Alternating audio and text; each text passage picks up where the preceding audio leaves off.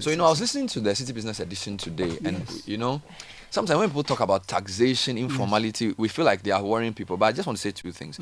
Remember yesterday I read an LPM that said if you're in the gig economy, you need to start contributing your SNIT. One of the challenges we have in this country is, you see, you're a formal income earner, as she is. There are lots of people around us who, because of informality, are not protected financially. All right? So, a lot of people don't have access to credit. They don't save. They don't contribute to pension. And when they fall sick, they need you to lend them money. Yeah. So a lot of people have no recourse to formal support because of informality. Okay. So when we say we should formalize, it's not because we disrespect the hassle of informal people. But if you are informal, you are deprived. Okay. When we say formality, it's like you are paid a salary and part of it goes into a pension contribution. Or you have a certain relationship with a financial institution which makes it possible for you to get access to credit. Okay. Or you are part of a susu group that makes it easy for you when you are desperate to get access to something. These are all levels of formality and formalization. Okay. So long as we remain informal, we may have convenience, but we will not have protection. Do you get it? So there's a certain ease with which, so for example, somebody does something for you. You don't have a contract. You give your material to somebody to sew for you. So long as the person is trustworthy and good, you will get the shirt next week. One of the reasons why formality is good is that it protects you. That's why we sign contracts. That's why. So maybe somebody is building for me. Every day comes, I just give him cash. Go today. I'm going to clear the land. Tomorrow I'm going to do this. At some point, you're going to lose money. He needs to register a company. He needs to do his accounts. You need to pay tax. It may look like, oh, the government hasn't done anything for me. What do I need from them? Yeah. But if he decides to disappear with your money to go and use the money to get a visa and run away, that formalization is what you can use as evidence for protection. So one of the ways in which you can reduce poverty in the country is to find ways of bringing people into formal structures. Okay. Of course, this is marketed from a taxation point of view, that because people don't pay tax, like they also 80% of Ghanaian businesses are informal, they don't pay tax. I think it's a wrong approach to use. I think people always act in their self-interest. If you tell me that I should become formal because I should pay tax, I don't want to pay tax. I sat in traffic for 2 hours going home yesterday. Why on earth should I pay tax? But if you told me that if I registered my business, there are advantages for me. There are things I can access. There are safety nets. Exactly. I feel like that's the way to go about it. Even with this thing we are doing, you come for a fair. So long as you are informally doing, today, let me do some sobolo, let me push on shirt in my boot and sell. I don't think that's the right way to go.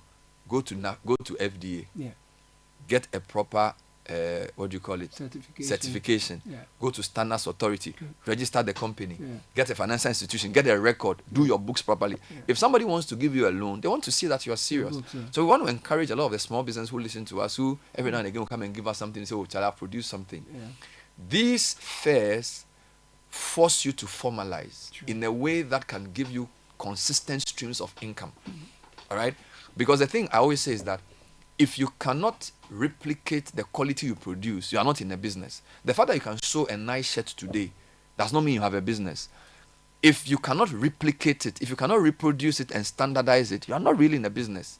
So I feel like a lot of small companies must take advantage of these platforms we create, because you will bring some of these companies to also come and help you to formalize. It's very important for people to get into this. All right. And then the last thing I'll say is that as a country, the way to reduce poverty is to bring some of our informal producers into formal structures so that they can have protection, safety nets, but they can also attract the right capital, and then they can replicate their excellence. I'll give you a funny example, and I'll end on this note. And this is not a tailor, So my children's school are doing an anniversary, so they give materials to us that we should sew and wear next week for an event. So we took the material to a tailor in some part of Accra. This is not a tailor, And we told him that we have 2 weeks to finish. So we called the guy. So he said he has sewn half of the clothes by his machine. The needle is broken. So if he said we should bring part of the money. Otherwise, he can't get the needle for the machine. to finish the sewing. Long story. Now, I don't have a problem with that. Maybe you should have just, you see, if this is the issue. If he had a formal system of working where when you bring the material, you pay a 20% down payment. He wouldn't be telling me this cock and bull story this morning. And he was telling me just this morning. Do you understand? As I was coming, I went it over the weekend. You see, the thing is that he should have, he has not formalized his business. So he's telling me stories because he feels like, oh, he wants me to pay. Imagine if he had formally given me an invoice. Do you understand? To say, you want me to sew and about 10 shirts for you. This is the amount it will cost you. Pay this amount. Yeah, so you would think that formalization is delaying you. But now look at the cock and bull story. He's telling me that I'll say paniana a boo bibi into me man is cat. I was like, what? It's like if I don't give him some money, the machine is broken. You know, and I'm not even going to go into Ghanaian business actually, but I feel like it's kind in other spaces there are already rules around how these things work. He already has some advance from me. Okay, but because he's also informal, I don't think I didn't give him any money. You get it? So he may lose income, I will lose my shirt. Yeah. And the economy doesn't benefit. Okay. So I think we should encourage people, whether they are Juma or Kwame Taylor behind Medina, they should they should you know, she said the needle is broken. Yeah. So the shirt you have to go and look for needle. No, he wants me to pay him. So he's telling me go and buy the needle. Charlie. That story far. You know, it's a lot. Anyway, it's a huge problem. It's just like a company took a vehicle to fix. They claimed they had fixed the problem. They had received advance payment and blah blah blah, and subsequently I paid for the whole thing. And then they brought a vehicle. The problem they were supposed to have fixed, they didn't fix it, right? So I called them up and said, hey, you took so much money to fix A, B, C, D. You've not been able to do it. Send your people to come and pick up the car so that you can solve the problem because I had settled you in full. Then, yes, they sent, subsequently picked up the car. And then they said, yes, they will try and solve it. But they noticed that there was some other problem which they didn't deal with. They needed my authorization to do the same. And so they want to tackle that one. I said, but the first problem you've not been able to deal with it. You want to add another you want so you fix that problem. They've not done it. Then they called. Say, yes, but you see, we want to now deal with this other problem, so we need some money. We need money from the new problem, no. So that we can solve the old problem which we couldn't solve. It's a format. I paid you to solve a particular problem. You didn't fix that problem. You claim to have seen something. Okay, you will deal with that. But what I paid you to fix, you have not fixed it. So why not fix that one? And it's become what do you call a whole story, yes, it's if all of us deal with each other with that level of trust, honesty, some of the problems that we that's have. That's why Sky always talks about lawyers. So. You see, we need lawyers for some of these things. I always tell people that sometimes you don't even need to formally hire a lawyer or an accountant. You should have a relationship with one where you can be paying them per service. You can say, I'm a small business. I'm going to do this. Can you give me some written advice for a certain payment? It's not bad. Yeah. You need some documents to also be filed with him. Go to Registrar General, file some things. Any agreement you want to enter, at least let him look through it.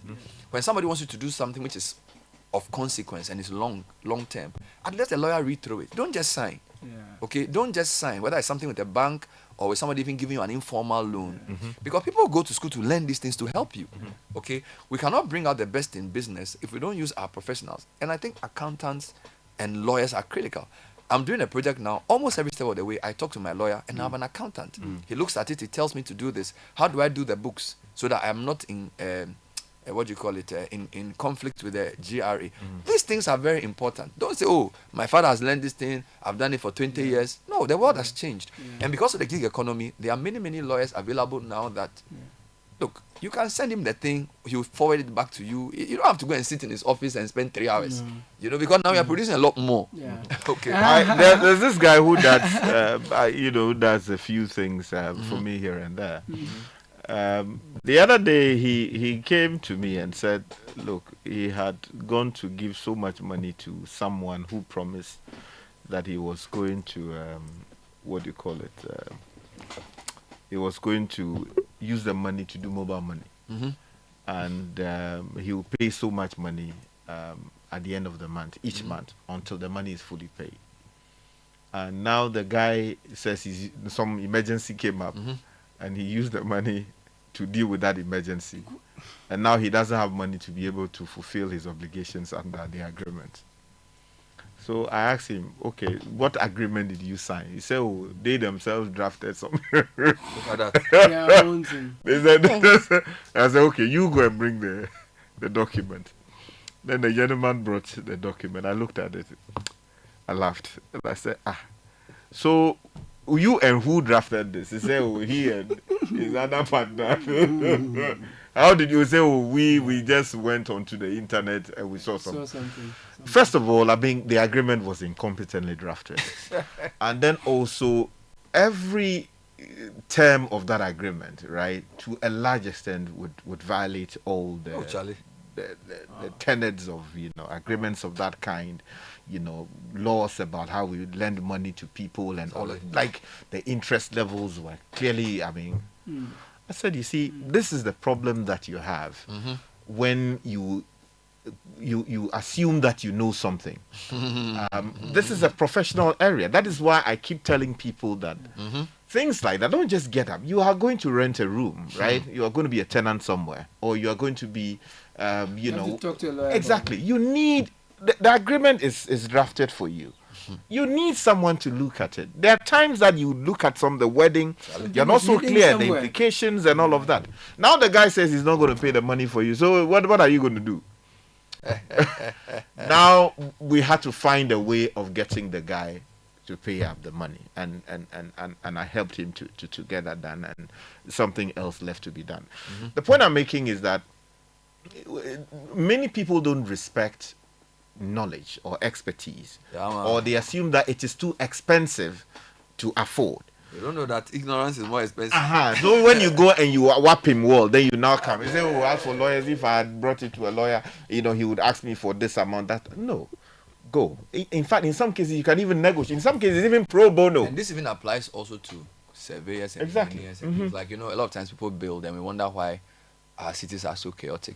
You'll be surprised, a lot of people who call themselves surveyor, engineer, and contractor, they don't have anything. They are foremen. In fact, I know some guy. He used to be at a construction site, and by just observation, he saw how these people work. Meanwhile, he's behaving as if he's some vicarious learning. I'm telling you. So even with building a project, go to the right person. Ask him to do the thing for you. We are buying land. Get a proper surveyor. Let him go and do the layout or whatever. If you are going to build a house, get a QS. Okay, don't just get some contractor. These things are important. Engineers, that's why they go to school. Architects, they go to school for a reason. They are trained.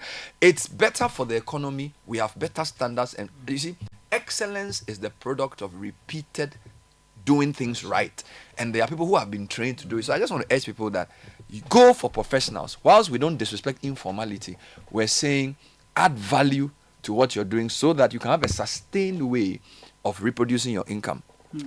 Can I just say, from the other side, of course, that that entrepreneurs, people who run SMEs, are managing tight budgets and huge operational costs. It's not always easy to anticipate some of these challenges, also because they don't have the knowledge. So ignorance comes in there. But if you have too little to go around, your overhead costs at the end of the year or at the end of the month, it's difficult to want to go through the formalities. That's the reality. Because at the end of the day, you must pay salaries, you must pay your rent, you must pay other bills. So I feel that, I'm all for formality. But I feel that the formality must be contextually tailored, Yes, so please. that those of us in the informal sector, you know, will not be thrown into the formal sea, where you have your bureaucracies, etc., that will make things difficult and may end up crashing your business. The common sense for an entrepreneur is keeping the business afloat. Correct. And so I feel that some of these things must make sense. Before you can get into it. Exactly. So I agree with you, particularly because you know your sister is an entrepreneur, and sometimes your gut feeling and instincts are equally valuable. In fact, a lot of the success of entrepreneurs will come from a certain accumulated knowledge that you cannot explain. So, for example, she can meet a supplier and know that this supplier is the right supplier because she's met many suppliers, and therefore instinctively she has a certain knowledge without knowing. It's called How to Know Without Knowing. All right, it's written by Malcolm Gladwell. He calls it Blink. So a lot of times, like you, there are certain days in your field of work, you will just know that this is the right way to go, not because you explicitly know it, but you implicitly know it.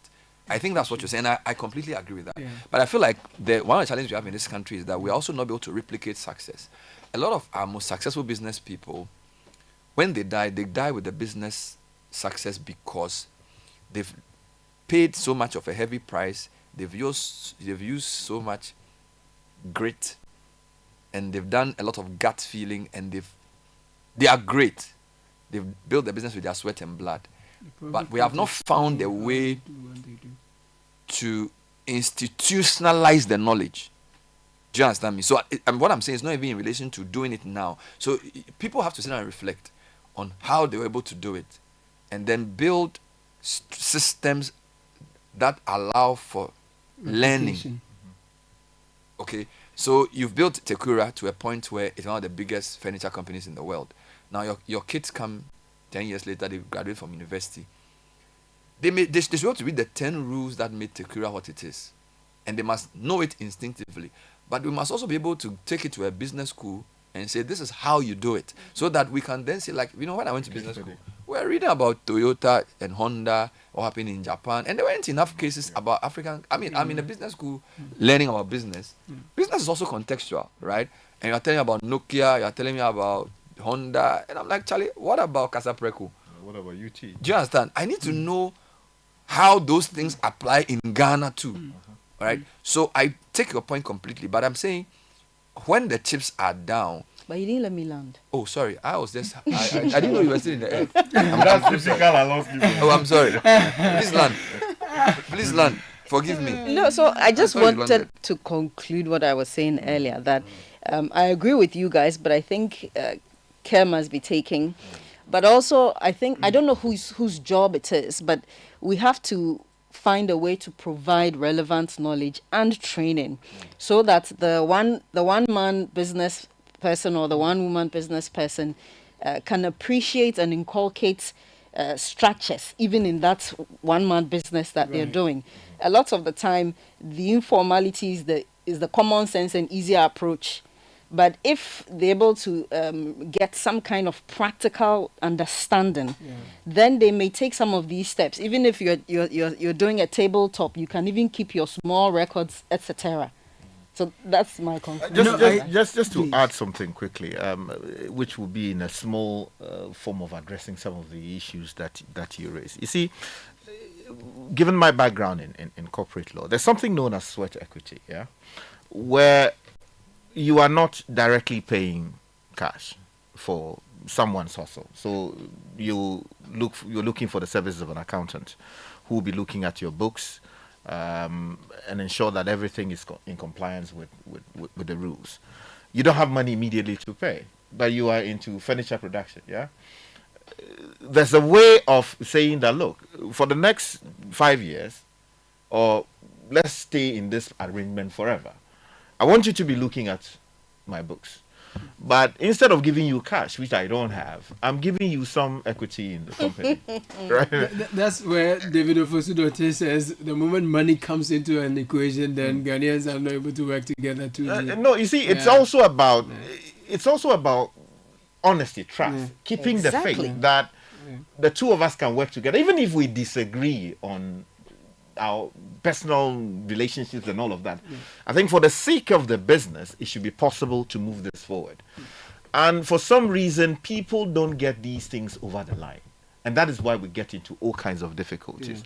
I believe that even where you don't have the money, right, find a way. It may be a product that you give in compensation. Sometimes, in my village, for instance, if someone comes to do something for you, like maybe a carpenter comes, he's come to do it because you have a relationship, right? You just don't say thank you. Sometimes you go into your pocket, even if it is 1 cedi. Like, this just to compensate. It's not actually payment for the service. It's compensation. Exactly. In a way, there are times that, let me buy fuel for you, 200 Ghana cedis, or something like that, of value. Yeah. But some people, every time, pro bono business, So pay forward with some goodwill. The equity conversation is a good one, and I'm totally for it. But my challenge is that, and well, not maybe my challenge, but for SMEs, there's a concern that you must proceed on that with some caution and care, because, like you said, trust is an issue. Do the interests align? If you're bringing somebody into your business or giving somebody a portion of your business, there are many concerns, and the fundamental is trust. Over the years, in terms of how do you say this? Well, the words are escaping me, but for instance, if I'm entering an agreement with you as a lawyer, I'm an SME, okay, I cannot afford your services, but I'm going to offer you, as you talk about the equity. There are concerns that with time, you're going to take over my business. We don't know. No, hold on. Controlling stake. We don't know how the terms will change. No, but SMEs are very concerned about the issue of equity, because some people believe, and I don't know the experiences, that that's an easy way to lose your business, because you need to trust the other party and you need to appreciate that the interests align. And if you don't have that, it becomes very difficult. The two cannot work together. Let me, something. That's the I said they agree. Let me rope in some message that's come here that I really connect with. It says, dealing with a mechanic working on my car. Started from 2005 for the repair of an AC, and I've paid 12,000 cedis so far, but the car is still with him. No solution yet. Ghanaian artisans and lack of standards, naked extortion and stealing in the name of being smart. My car has been away for like a week, right? No, this time around the car. Oh, bro. So the thing, I called that thing. I called the mechanic. It was supposed to come yesterday at 2:30. And we comes like 3:45. Then I'm on my way for another commitment on my way, and then the thing just stops. Oh, the car does the thing. Oh, the thing just stops. We open the bonnet only to find another problem. The guy didn't fix the fan belt on the car. He left it in the boot. Even the AC motor was not even properly connected. So in another country, you should have sued this guy. It just couldn't move. But when you call him, you say, "Oh, but it's why we are suffering. Yeah, that's why we're suffering. So precision quality is the point I'm just trying to put in. So he didn't connect the fan belt. Oh, he don't do that. He just brought the thing back like that. I mean, ideally, in any other country, as Bernard said, the next thing is, But the problem is that our legal system is also very slow. Yeah. So it's tough to do business in this country. People are not trustworthy, and if you want to go the long route, it's slower, but probably guarantees you it's difficult. So you see, in the UK, what they've been able to do with challenges like that is the small claims route for prosecuting cases. So if you have claims that are not so huge, they are sort of like your car, for instance. It's not a matter that you go get locked up in the juggernaut of the UK legal system. So they have a small claims track that would deal with matters like that quickly. In many cases, the proceedings are held online.